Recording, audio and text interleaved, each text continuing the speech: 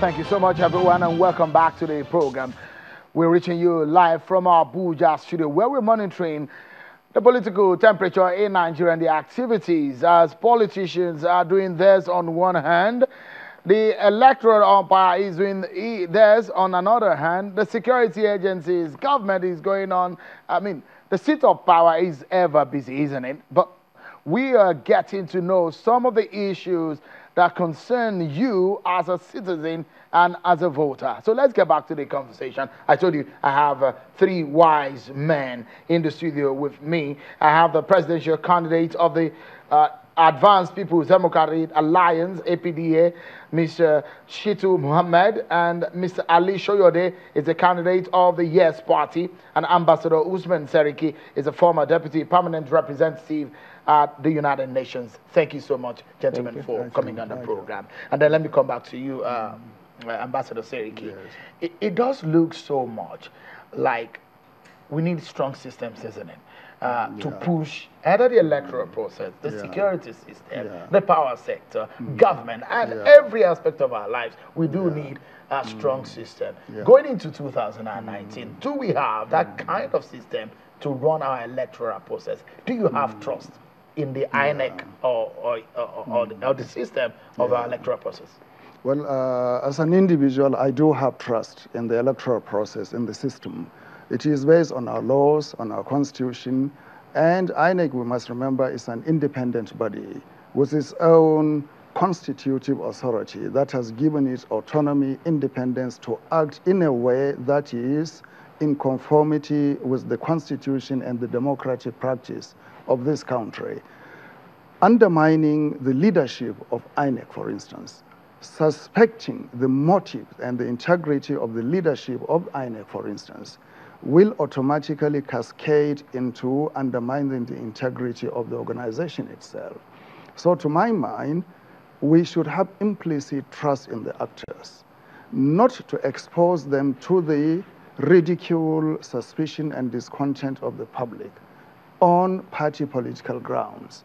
That will be like cutting the feet of the institution itself. We look for longevity in terms of sustainability of the process of building of institutions. And it is men and women who build institutions when they come into the focus of the administration of these institutions. I agree with you that we need very strong institutions to carry us beyond 2019. Do we have these institutions? Yes, we have the institutions, but we have to fine-tune them. We have to manage them better. We have to strengthen their capacity, particularly in terms of resources and the enabling environment to make them more efficient and more calibrated. After all, we need precision in terms of doing the business of government. There is nothing more precise and more regulation-based than the business of government. We have to be others. Let's look for a moment, Alhaji Muhammad. Let's look into the role of the police. Is the police partisan? I mean, there is a young man that was arrested because of a protest and he's been arraigned in court.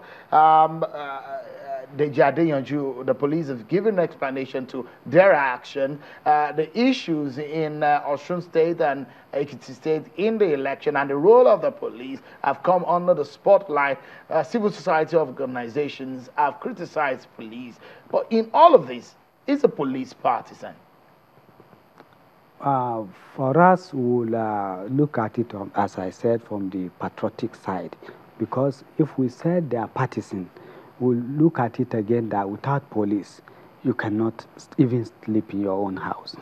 But when it comes to electoral matter, I want to say I think our police have not yet been trained on how to handle electoral matters.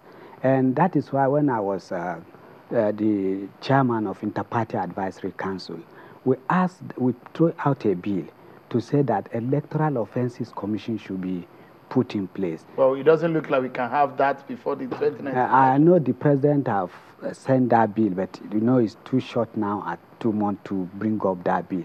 If that bill has been in place, the police that will serve in that commission will have undergone trainings on electoral matters. But you're saying that the police that we have, as we have them now, they're not trained enough, or they're not politically matured to handle this election. Is that what you're saying? No. They have been handling elections, because if you look at 2015 elections, most of the parties then, they even called for resignation of the IG and even the INEC chairman. So what is played out last time? Yes, there was even a musician in the north, a popular musician, who was calling the music everywhere, saying Jaga must resign. As soon as that election was conducted and become free, fair, and credible, they brought out another thing, praising Jaga and telling the world to celebrate Jaga. So we say we should not believe you politicians, whatever you are asking for stuff. You see, that is why patriotism, we must believe in our country. We must believe that after election, we have a country to come back to. Therefore, that should put our judgment, and we shouldn't condemn in totally. Because these people have conducted various elections, even when we were skeptical about it. Today, we are enjoying 2015 transition, and we believe that 2019 too, if we conduct ourselves in a manner that election will come and go. And let me bring Mr. Alishoyode here. You run a business in the United Kingdom, and you've seen elections there. Perhaps your organization also monitor elections there. With what we have on the ground, do you have your fears going into this 2019? Definitely, absolutely. As you rightly mentioned, from where we're coming from, where we have practiced, where we're still practicing, politics is not about do or die affair, as we have seen it in this country. And now coming into the process of being a politician or somebody who is aspiring to become a leader in the country, there is no doubt that it gives a lot of people a major concern. Nigerians who are able to vote, they're afraid. Those who cannot vote are fearful. So the quality of the leadership that we have, and in terms of the security system that we're talking about, they really need, it's not about training, it's about actually recognizing that they have the authority, they have the power, they have the mandate not to listen to any politician, no matter what, especially during election. Whoever is your boss at that minute, he is no more your boss, because he is just now a candidate, as equally as those candidates that are not yet elected in position. So you, as the security beholder or the security man who is in charge of the process in the country, you're above every elected officer, because at that minute, they're not even elected. Mr. Sheridan, I'll put you right on the spot. Your party is very young. Absolutely young. Are you afraid that you don't have enough money to execute these campaigns and these elections, considering other bigger parties? Do you think that you can be more? Well, this is not it's not equal field in the Nigerian politics, in the sense that, as you rightly mentioned, we're a new baby in the process. But the quality of the leadership and the brain and the innovation and the technological know-how that we know is second to none, if you have to go by that equation. So yes, indeed, we don't have the money back, but we believe that the electorate, who really now should be much more aware, much more wiser, should look above just that money politics of giving you 1,000 naira for a 4-year period. Look at the quality of the candidate have been presented to you. Nevertheless, yes, there are new parties, not just my yes party. But again, at the end of the day, it's really the electorate. If the youth of this country, the security personnel of this country really recognize that they do not need... It's so sad, to be honest, for you to see a policeman running after a politician. It's concerned me. I'm worried. Yeah.